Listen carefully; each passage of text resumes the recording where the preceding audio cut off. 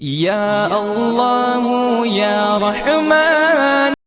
السلام علیکم ورحمۃ اللہ وبرکاتہ۔ آج ہم صحیح بخاری کی حدیث نمبر 3 کا ترجمہ پڑھیں گے۔ بسم اللہ الرحمن الرحیم۔ حضرت صلی اللہ علیہ وآلہ وسلم پر وحی کا ابتدائی دور اچھے سچے پاکیزہ خوابوں سے شروع ہوا۔ آپ خواب میں جو کچھ دیکھتے وہ صبح کی روشنی کی طرح صحیح اور سچا ثابت ہوتا۔ پھر من جانب قدرت آپ تنہائی پسند ہو گئے اور آپ صلی اللہ علیہ وآلہ وسلم نے غار حرا میں خلوت نشینی اختیار فرمائی اور کئی دن اور رات وہاں مسلسل عبادت اور یاد الہی و ذکر و فکر میں مشغول رہتے۔ جب تک گھر آنے کو دل نہ چاہتا توشہ ہمراہ لیے ہوئے وہاں رہتے۔ توشہ ختم ہونے پر ہی اہلیہ محترمہ حضرت خدیجہ رضی اللہ تعالی عنہا کے پاس تشریف لاتے اور کچھ توشہ ہمراہ لے کر پھر وہاں جا کر خلوت گزین ہو جاتے۔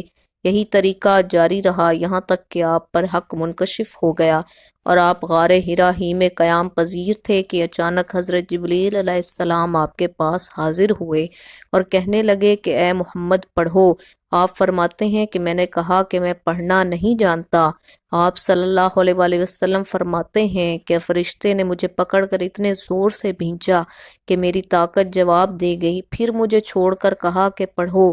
میں نے پھر وہی جواب دیا کہ میں پڑھا ہوا نہیں ہوں۔ اس فرشتے نے مجھ کو نہایت ہی زور سے بھینچا کہ مجھ کو سخت تکلیف محسوس ہوئی۔ پھر اس نے کہا کہ پڑھ۔ میں نے کہا کہ میں پڑھا ہوا نہیں ہوں۔ فرشتے نے تیسری بار مجھ کو پکڑا اور تیسری مرتبہ پھر مجھ کو بھینچا، پھر مجھے چھوڑ دیا اور کہنے لگا کہ پڑھو اپنے رب کے نام کی مدد سے جس نے پیدا کیا اور انسان کو خون کی پھٹکی سے بنایا۔ پڑھو اور آپ کا رب بہت ہی مہربانیاں کرنے والا ہے۔ پس یہی آیتیں آپ حضرت جبریل علیہ السلام سے سن کر اس حال میں غار حرا سے واپس ہوئے کہ آپ کا دل اس انوکھے واقعے سے کانپ رہا تھا۔ آپ حضرت خدیجہ کے ہاں تشریف لائے اور فرمایا کہ مجھے کمبل اڑھا دو، مجھے کمبل اڑھا دو۔ لوگوں نے آپ کو کمبل اڑھا دیا۔ جب آپ کا ڈر جاتا رہا تو آپ نے اپنی زوجہ محترمہ حضرت خدیجہ رضی اللہ تعالی عنہا کو تفصیل کے ساتھ یہ واقعہ سنایا اور فرمانے لگے کہ مجھ کو اب اپنی جان کا خوف ہو گیا ہے۔ آپ کی اہلیہ محترمہ حضرت خدیجہ رضی اللہ تعالی عنہا نے آپ کی ڈھارس بندھائی اور کہا کہ آپ کا خیال صحیح نہیں ہے، خدا کی قسم آپ کو اللہ کبھی رسوا نہیں کرے گا۔ آپ تو اخلاق فاضلہ کے مالک ہیں، آپ تو کنبہ پرور ہیں، بے کسوں کا بوجھ اپنے سر پر رکھ لیتے ہیں، مفلسوں کے لیے آپ کماتے ہیں، مہمان نوازی میں آپ بے مثال ہیں اور مشکل وقت میں آپ امر حق کا ساتھ دیتے ہیں۔ ایسے اوصاف حسنہ والا انسان یوں بے وقت ذلت و خواری کی موت نہیں پا سکتا۔ پھر مزید تسلی کے لیے حضرت خدیجہ رضی اللہ تعالی عنہا آپ صلی اللہ علیہ وآلہ وسلم کو ورقہ بن نوفل کے پاس لے گئیں جو ان کے چچا زاد بھائی تھے اور زمانہ جاہلیت میں نصرانی مذہب اختیار کر چکے تھے اور عبرانی زبان کے کاتب تھے۔ چنانچہ انجیل کو بھی حسب منشاء خداوندی عبرانی زبان میں لکھا کرتے تھے۔